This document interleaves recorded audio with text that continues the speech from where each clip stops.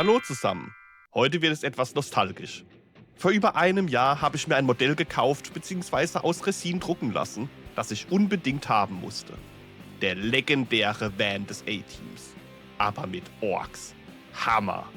Nun ist der Moment gekommen. Das coole Teil wird endlich gebaut und bemalt. In diesem Video gibt es auch Infos zum A-Team bzw. O-Team. Und ihr seht Schritt für Schritt, wie das Modell Form und Farbe annimmt. Willkommen in meiner Hobby-Ecke. Hier ist der Fez. Kein Profi, kein Experte, aber seit fast 30 Jahren mit Freude im Hobby. Perfektionist und Chaot in einem. Let's Fez! Das A-Team. Wer oder was war das überhaupt? Von was labert der Fez da jetzt schon wieder? Springen wir mal etwas in die Vergangenheit. Das A-Team. Eine fantastische Action-Serie aus den 80ern. Das A-Team gehörte neben Knight Rider und Airwolf zu meinen absoluten TV-Highlights am Wochenende. Das A-Team war so richtig 80er. Übertriebene Action, coole Sprüche, Explosionen, aber nie wurde jemand ernsthaft verletzt. Ja, es wurde geballert und geprügelt, aber so wie es sich für eine TV-Serie am Nachmittag eben gehört. Die Background-Story bzw. Kernidee der Serie war so: Das A-Team besteht aus 4 ehemaligen Soldaten. Diese wurden zu Unrecht verurteilt, sie fliehen, tauchen unter und helfen seitdem Leuten, denen sonst niemand helfen kann oder will. Diese herzensguten Elitesoldaten, gejagt von Polizei und Militär, die ohne die Grenzen des Gesetzes das Recht in die eigene Hand nehmen, um Bösewichte zu verprügeln. Tja, im Endeffekt ein klassisches Kernelement, das ja auch in anderen Serien und Filmen immer wieder seine Dienste erfüllt. Die Serie lebte natürlich durch die 4 einzigartigen und unverwechselbaren Charaktere. Das A-Team bestand aus diesen 4 Personen. Hannibal, der Anführer und Stratege mit dem ewigen Grinsen und der Zigarre. Mit einem Spruch, den ich bis heute höre: Ich liebe es, wenn ein Plan funktioniert. Genial. Gespielt vom leider verstorbenen George Peppard. Außerdem im Team Face, der charismatische Schönling, der Charmeur, der redegewandte Diplomat. Gespielt von Dirk Benedict, auch bekannt aus Kampfstern Galactica. Auch Murdoch durfte nicht fehlen. Der durchgedrehte und verrückte Pilot. Mit seinen wahnsinnigen Ideen sorgte er für Lacher und hat das Unmögliche möglich gemacht. Gespielt von Dwight Schultz. Und natürlich B.A. Baracus. Gespielt von Mr. T. Übrigens auch bekannt aus Rocky 3. Und wer mir jetzt in die Kommentare schreibt, was ist Rocky 3? Tja, dann muss ich wohl demnächst auch noch ein Video zu Filmen machen, die man gesehen haben muss. Wie auch immer. Mr. T hat übrigens auch mal für WoW Werbung gemacht. Schauen wir uns mal einen Clip dazu an. Ich bin Mr. T und das ist mein Nachtelf-Irokese. Hey T, es gibt keine Nachtelf-Irokesen. Halt's Maul, Idiot, wie ich schon sagte. Mein Irokese stürmt auf seinem Frostsäbler durch tiefe Wälder. Mein Irokese... Es ist ein Krieger, kein Irokese. Vielleicht hat Mr. T das Spiel gehackt und eine Irokesenklasse erstellt. Vielleicht ist Mr. T ein Computerass. Schon mal dran gedacht, Herr superschlauer Regisseur? Ich bin Mr. T, ich bin Nachtelf-Irokese. Was spielst du? World of Warcraft. Diese 4 Protagonisten waren das A-Team. Was aber auch ein wichtiger Teil der Serie war, der Van. Dieser schwarz-rote GMC Vendura. Wenn der durch die Ecke flog, wusste man, jetzt geht's ab. Nie wieder war ein Van ein Fahrzeug, das man so sehr mit Action verband wie diesen A-Team-Van. Ich kenne das halt alles noch und erinnere mich auch gern daran. Meiner großen Tochter mit ihren 19 Jahren ist das A-Team völlig unbekannt. Für die jüngeren Kids liegt das noch weiter in der Steinzeit. Für mich ist das A-Team pure Nostalgie. Das sind dann auch Momente, da merkt man, dass man doch ein klein wenig älter geworden ist. Im Jahr 2010 gab es da übrigens auch noch den A-Team-Film. Der war jetzt nicht schlecht und sorgte auch für Unterhaltung, aber wenn man mit der Serie aufgewachsen ist, kommt der Film halt nicht so an den Charme von damals ran, finde ich. So, das waren meine Weisheiten zum A-Team und meine Kids haben nun wenigstens auch grob eine Ahnung von dem, was ich da labere. Bei Puppets War ist man wohl auch so alt und cool wie ich und dachte sich dann wohl, was wäre, wenn im A-Team Orks wären? 4 Orks in einem markanten Van. Geniale Idee. Als ich mir für die Bemalung des Vans und für die Bearbeitung dieses Videos Referenzmaterial angeschaut habe, war ich plötzlich leicht verwirrt. War der A-Team-Van früher nicht einfach komplett schwarz mit rotem Streifen? Ich war mir da eigentlich ziemlich sicher. Oder bin ich da in so einen Mandela-Effekt reingeraten, wo man sich an etwas erinnert, was aber überhaupt nicht stimmt oder stimmen soll? Keine Ahnung. Aber am Ende gilt, man kann den Ork-Van von Puppets War auf jeden Fall so anmalen, wie man ihn selbst in Erinnerung hat, egal aus welcher Realität. Wie erinnert ihr euch an den A-Team Van? Komplett schwarz mit rotem Streifen? Schwarz-grau mit rotem Streifen? Oder ganz anders? Schreibt es in die Kommentare. Eine Sache auch noch, ich werde nicht von Puppets War gesponsert. Puppets War ist ein unabhängiger Hersteller aus Polen und macht seit 2010 Miniaturen, Bits und STL-Dateien. Letztes Jahr bin ich auf die Miniaturen gestoßen, weil überall auf einmal Ghostbusters Ecto 1, DeLoreans und eben der A-Team Van jeweils mit Orks aufgetaucht sind. Fand ich einfach cool. Damals hatte ich selbst noch keinen eigenen 3D-Drucker, deswegen waren die STL-Dateien für mich erstmal komplett uninteressant. Aber als ich sah, dass man die Modelle auch fertig gedruckt als Resin-Version kaufen kann, bam, bestellt. Paket kam an und ich dachte, wie klebe ich das jetzt zusammen? Muss ich das vorher noch reinigen? Ja, und dann habe ich es erstmal zu den anderen Projekten gepackt. Tja, und da lag es jetzt über ein Jahr. Durch meinen eigenen 3D-Drucker ist mir das Modell dann irgendwie wieder in den Sinn gekommen. Jetzt wird es aber Zeit, das Ding endlich zu bauen und zu bemalen. Hier seht ihr die einzelnen Resin-Bauteile.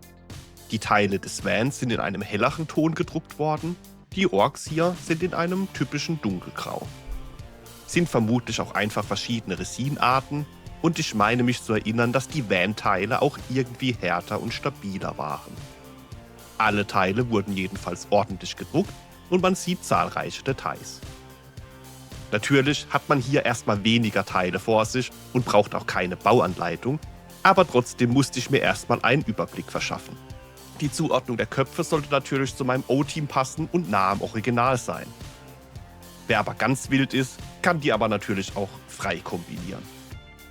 Der Van selbst besteht im Wesentlichen aus diesen zwei Hauptteilen. Und die sind echt massiv. Voller Details, aber massiv. Da hat man echt ein Gewicht in der Hand. Beim Zusammenbau sollte man erstmal einen Trockenbau vornehmen. Also erstmal ohne Kleber testen, ob die Teile alle zusammenpassen. Die zwei Hauptteile des Vans passten jedenfalls gut. Aber es kann natürlich passieren, dass etwas nicht 100% akkurat sitzt. Also besser vorm Kleben nochmal prüfen, sonst ärgert man sich.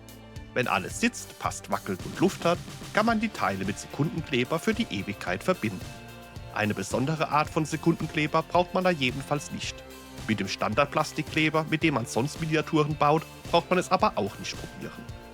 Den Van kann man auch komplett geschlossen bauen.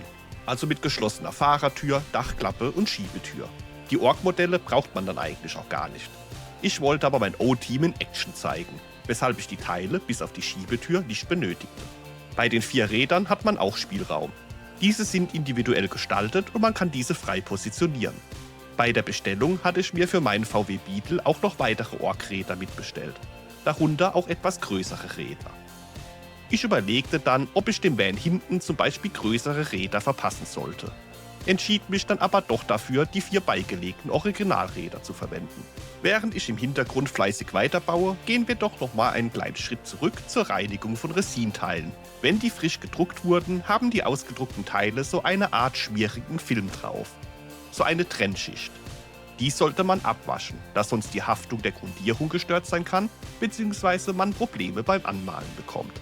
Darum einfach kurz abwaschen. Je nach Hersteller kann das bei Washable Resin auch mit lauwarmem Wasser und etwas Spülmittel geschehen. Beim Standard-Resin reinigt man die Teile aber mit Isopropanol, auch bekannt als Isopropylalkohol. Dieser vielseitige Alkohol ist der wahre Klassiker bei Reinigungs- und Desinfektionsmitteln. Egal ob in der Medizin, in Laboren oder auch im Haushalt. Man kann das Zeug zum Beispiel mega teuer in der Apotheke kaufen oder halt auch einfach online bei einem großen Versandhändler bestellen. Je nachdem, welche Spendierhosen man gerade anhat. Da ich mir zum ersten Mal was aus Resin habe drucken lassen, keine Ahnung hatte und auch nicht vor dem Zusammenbau mega viel lesen wollte, habe ich die Bauteile alle mit Isopropanol und einer alten Zahnbürste vorm Zusammenbau gesäubert. Das Reinigen der Resinteile hätte ich mir aber höchstwahrscheinlich aus 2 Gründen sparen können. Zum einen lagen die Teile über ein Jahr in meinem eigenen kleinen Shop der Möglichkeiten. Das heißt, es ist gut möglich, dass der Trennfilm bereits getrocknet, verhärtet oder auch verdunstet war. Zum anderen ist eigentlich davon auszugehen, dass Hersteller wie Puppets War die Teile vor dem Versand selbst reinigen und härten. Aber gut, Reinigung hätte ich mir also vermutlich sparen können, aber was soll's. Hat jetzt auch keine Ewigkeit gedauert. Habe ich das eben auch mal gemacht. Wie ihr sehen könnt, klebe ich auch bereits die einzelnen Orks mit Sekundenkleber an den Van. Ich bin generell für Sub-Assemblies meist zu faul und nehme ja auch an keinen Wettbewerben teil. Ein guter Battle-Ready-Stand reicht mir da persönlich. Aber, falls ich das Modell nochmal zusammenbauen und bemalen würde, würde ich die Orks erstmal separat lassen. Lieber den Van und die Orks einzeln anmalen. Der offensichtliche Grund dafür ist zunächst, dass man viel besser an alle Details rankommt. Gerade im Inneren des Vans sind so Kisten mit lustigen Sprengbomben. An die kommt man halt später nur noch mega schlecht ran. Werden wir auch noch im Video sehen. Ja, man sieht später auch nicht mehr so viel vom Laderaum des Vans, wenn da die beiden Modelle aus der Dachluke bzw. Schiebetür rausballern. Aber gar nicht anmalen war eben auch keine Option für mich. Man kann sich da also etwas das Leben erleichtern, wenn man die Orks erstmal weglässt. Das separate Bemalen hat aber noch einen weiteren, erstmal nicht direkt offensichtlichen Grund.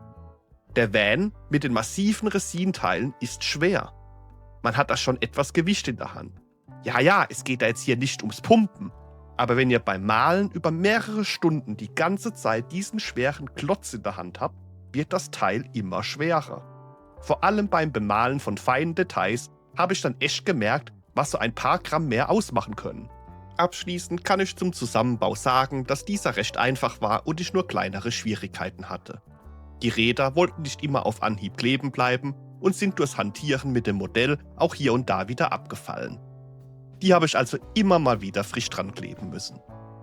Da ist auch zu beachten, dass das nicht gut funktioniert, wenn das Gewicht des Vans auf die frisch geklebten Räder drückt.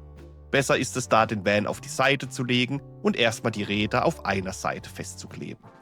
Der Rammbügel an der Front wollte auch nicht so wirklich passen. Da ich es dann mit Gewalt versuchte, brach mir dann auch noch was davon ab. Zu fest drücken und quetschen ist halt niemals eine gute Lösung. Hannibal hat in der Hand ein halbes Lenkrad, das dann in die andere Hälfte im Van geklebt werden muss. Da ist mir dann aber auch schon beim Auspacken was davon abgebrochen. War jetzt aber auch nichts, was man nicht mit etwas Queen Stuff hätte reparieren können. Hier und da habe ich dann noch weitere Kleinigkeiten mit Queen Stuff repariert oder Spalten gefüllt, die mir zu groß erschienen. Alles in allem war es ein reibungsloser Zusammenbau und das Modell war bereit für die Grundierung. Bei der Grundierung habe ich nichts Besonderes gemacht. Einmal komplett mit schwarzer Sprühgrundierung grundiert und dann von oben nochmal mit Hellgrau drüber.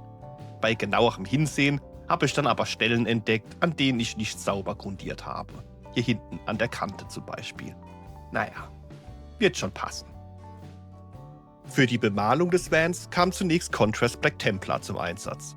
Hier wollte ich auch aufgrund der großen Flächen besonders schnell vorgehen und habe dafür dann auch einen älteren Pinsel verwendet. Hier ging es ja auch nicht um Detailarbeit, sondern darum, schnell viel Farbe aufzubringen. Der Van sollte ringsrum erstmal komplett mit Schwarz bemalt werden.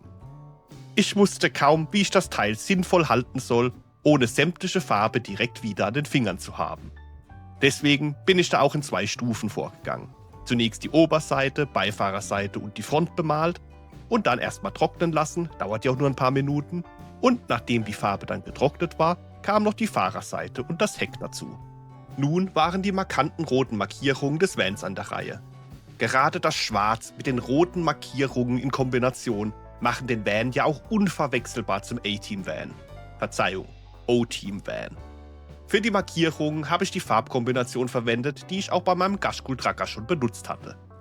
Contrast Magmatrough Flame und Contrast Blood Angel Sweat. Als Basis kommt also erstmal dieses knalligere Orange-Rot drunter und dann einfach mit Blood Angel Sweat drüber. Die Kombination finde ich halt einfach super und passt hier auch echt prima. Ich hätte die Bereiche theoretisch vorher auch erstmal mit Weiß bemalen können, dann wären die Farben nochmal leuchtender und kräftiger rausgekommen. Aber ich finde, das passt auch so. Und es sind immerhin Orks. Die Felgen habe ich dann mit einem alten Tri-Brush-Pinsel und LED-Belcher grob angemalt. Also eher grob getri-brushed und getupft. Die Felgen sollten ja nicht blitzeblank und neu sein. Einfach nur ganz grob bisschen Farbe drauf. Das gleiche dann auch bei dem Gitter auf der Beifahrerseite und bei der linken Hecktür. Bei ein paar Schrauben, Bolzen und auch auf dem Dach bin ich auch hier und da grob drüber. Um das Schwarz interessanter zu gestalten, habe ich dann mit der Layerfarbe Dark Reaper noch Highlights gesetzt und Kanten betont. Hierbei ging es mir nicht darum, ein perfektes, sauberes Kantenhighlight zu zaubern, wie es jetzt bei Space Marines super wäre, sondern einfach darum, das Schwarz etwas aufzubrechen. Dark Reaper ist ja ein dunkles, kaltes Grau mit einem leichten Blaustich.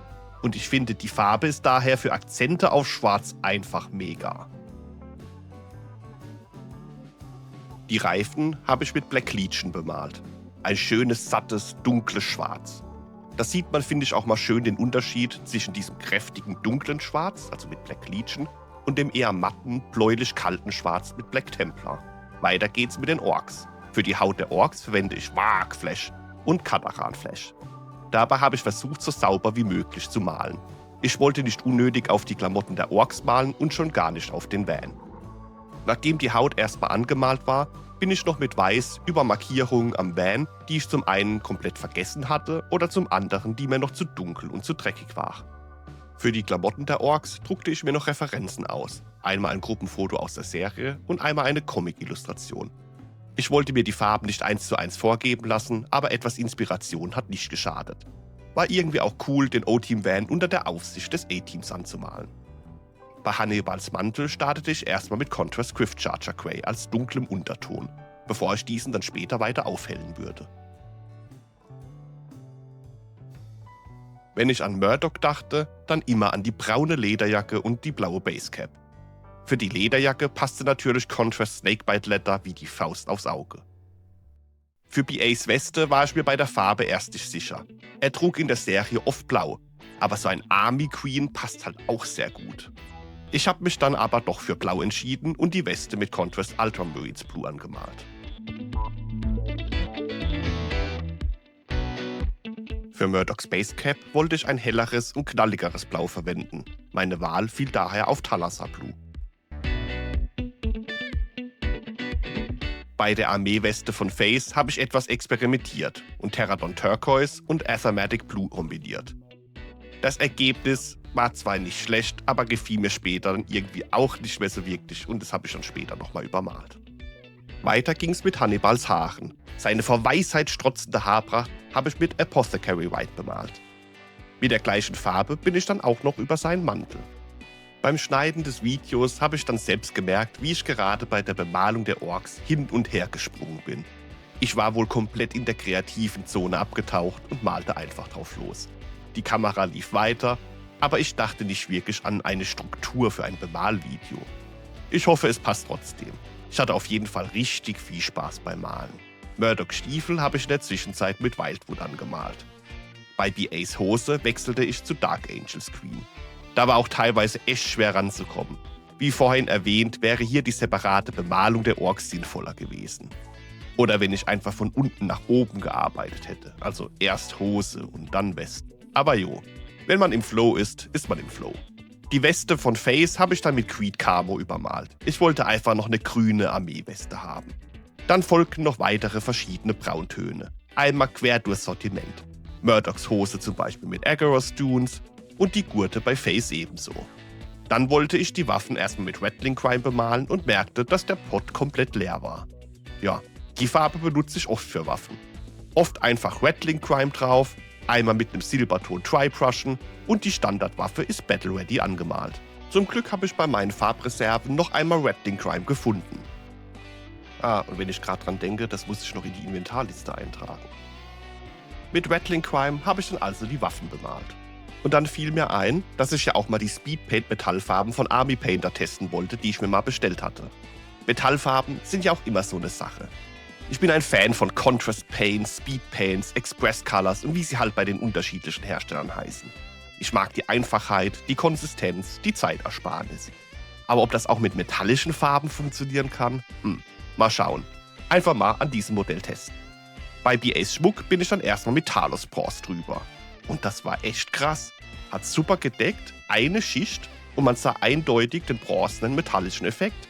Ich lief schön in die Vertiefung rein, ging schnell. Wow! Als nächstes habe ich mir dann von meinen anderen Metallic Speed Paints dann Broadsword Silber rausgesucht. Damit habe ich die silbermetallischen Details an den Waffen angemalt und auch ein paar Stellen beim Van. Eine hellere Variante, Enchanted Steel, habe ich dann auch verwendet, zum Beispiel bei BAs Metallkiefer. Anschließend folgten Murdochs Handschuhe mit Cygor Brown.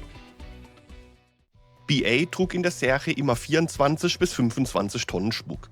So zum Beispiel auch goldene Armbänder. Die Armbänder bei diesem Modell wollte ich auch so knallig gold bemalen. Dazu habe ich dann goldene Armor verwendet. Seine zahlreichen Ketten hatte ich ja zuvor mit Talos Bronze gemalt. Die Ketten wollte ich dann auch noch etwas mehr aufhellen und einen goldenen Schein umsetzen. Also habe ich hier stellenweise auch mit Golden Armor drüber gemalt. Ich fand's echt cool. So hatte ich mir das vorgestellt. Fand ich echt super. Für mich persönlich haben die metallischen Speedpaints diesen kurzen Test erfolgreich abgeschlossen. An dieser Stelle hatte ich noch rund 2 Stunden Videomaterial mit vielen kleinen Details, die das Modell erst richtig lebendig machen. Da das Video aber schon lang genug ist und ich den Schnitt auch fertig bekommen muss, schalten wir jetzt auf Mega Walk Speed. Wenn ihr zu einem Schritt Fragen habt, schreibt's bitte in die Kommentare. Ich habe hier hauptsächlich unterschiedliche Contrast-Brauntöne für Gürtel, Handschuhe und Schuhe verwendet und diese dann später zum Beispiel mit Mornfang Brown und Baylor Brown gehighlightet. Bei den gelben Details kam Everland Sunset als Base zum Einsatz, dann Contrast Imperial Fist und am Ende Flash Kids Yellow für die Highlights. Mit Wakeland Flash Shade habe ich stellenweise wieder mehr Tiefe aus den gelben Details rausgeholt, zum Beispiel bei der lustigen Maske, die Face trägt. Die grüne Orkhaut bekam Highlights mit Straken Queen und Elysian Queen. Die braune Haut habe ich mit Mornfang Brown aufgehellt. Zähne ganz klassisch mit Wraithbone und danach Contrast Skeleton Horde, ein paar kleine Highlights mit White Scar gesetzt und dann folgten hier und da überall noch kleine Striche, Korrekturen und Mini-Highlights, bis ich den Resin-Klotz irgendwann nicht mehr halten konnte und zufrieden war.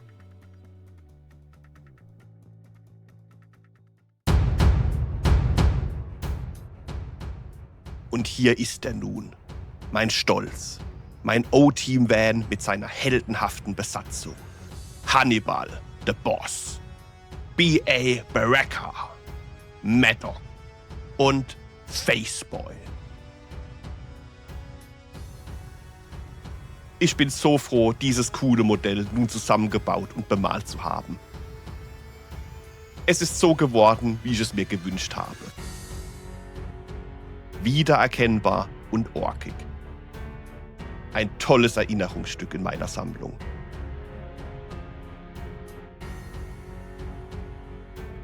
Ich bedanke mich bei euch allen, dass ihr mich auf dieser Reise durch die Vergangenheit und beim Bauen und Malen dieses genialen Modells begleitet habt. Schreibt bei Fragen gerne in die Kommentare. Wenn euch das Video gefallen hat, lasst bitte ein Like da. Und wenn ihr mehr aus meiner kleinen Hobby-Ecke sehen wollt, freue ich mich, wenn ihr den Kanal abonniert. Jeder Like, jedes Abo und jeder Kommentar von euch sind krasse Motivationsboosts für mich. Danke euch fürs Zuschauen und dranbleiben. Und in diesem Sinne, bis zum nächsten Mal.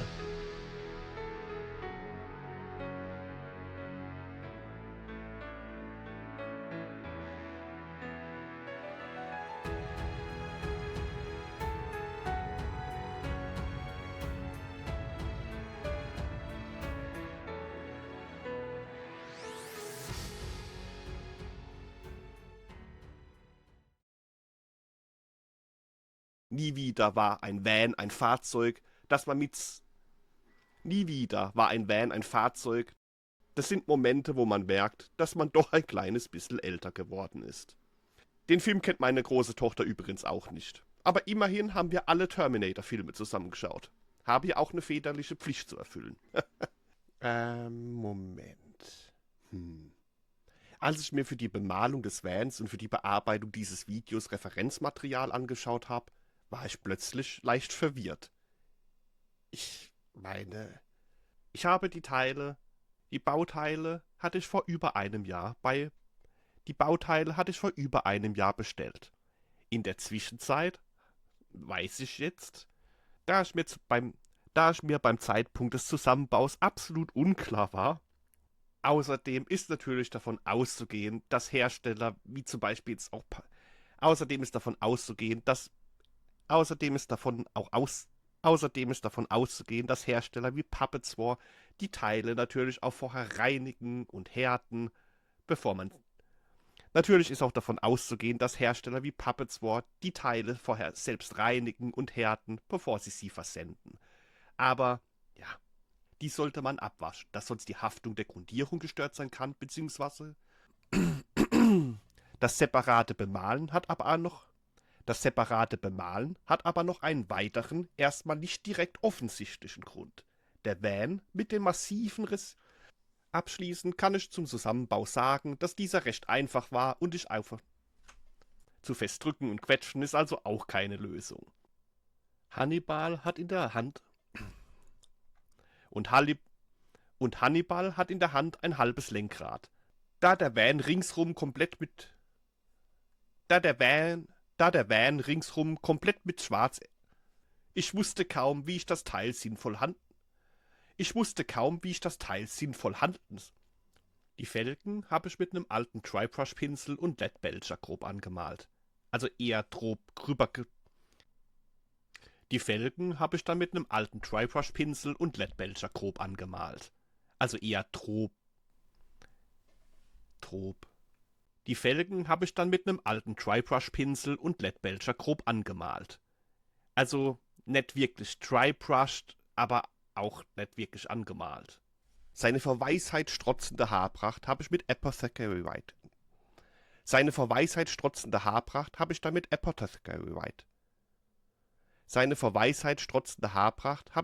Apothecary White bemalt.